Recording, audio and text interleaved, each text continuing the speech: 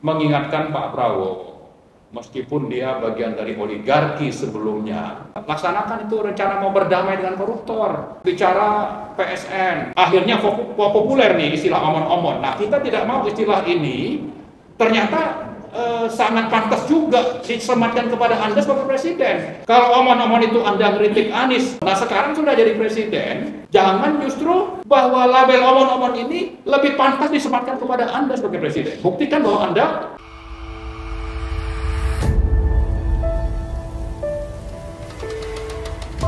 kejahatan kriminal oleh yang berkuasa dan yang berbisnis. Yang kalau kita pakai istilah yang sudah semakin sering kita gunakan itu adalah oligarki. Oligarki ini bukan cuma bermain di hilir seperti di peak, tapi juga di hulu seperti dalam membuat kebijakan dan peraturan atau undang-undang. Salah satu misalnya yang fenomenal adalah tentang Undang-Undang Cipta Kerja.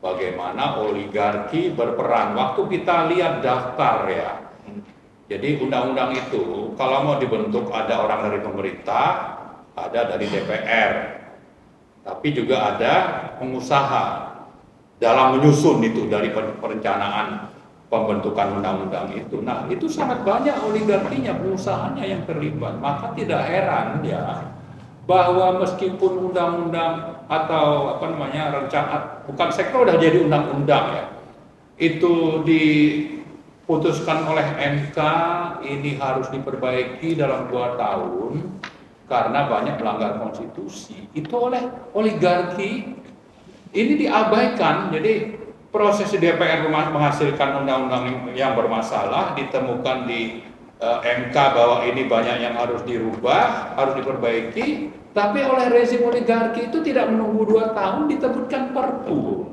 Ya.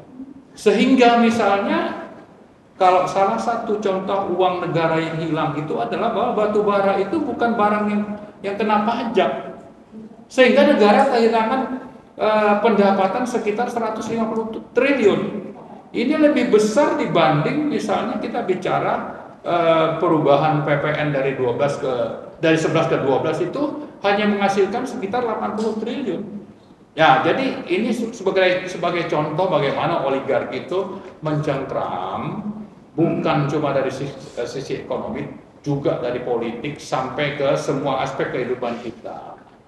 Nah, karena itu kita mengingatkan Pak Prabowo, meskipun dia bagian dari oligarki sebelumnya, yaitu menjadi menteri dari kabinet Jokowi, kita berharap setelah jadi presiden itu berubah, jangan lagi menjadi bagian dari oligarki. Ya, oligarki itu salah satunya kan berhasil merubah undang-undang KPK untuk bisa membuat para koruptor itu lolos. Ya, buktikanlah, jangan Anda pertahankan itu atau laksanakan itu rencana mau berdamai dengan koruptor, ya kan? Kemudian bicara PSN ini kan salah satu contoh proyek oligarki yang fenomenal, yang biadab, yang lebih jahat dari penjajah. Janganlah Anda teruskan ini. Nah, ini contoh-contoh yang saya kira kita ingatkan ke Prabowo bahwa Anda sekarang jadi presiden. Rubahlah posisi Anda, bukan lagi menjadi bagian dari oligarki, tapi menjadi bagian dari rakyat Indonesia yang sudah terlalu banyak dizolimi, dijahatin oleh rezim oligarki yang dipimpin oleh Jokowi. Mari buktikan bahwa Anda memang tidak omon-omon ya.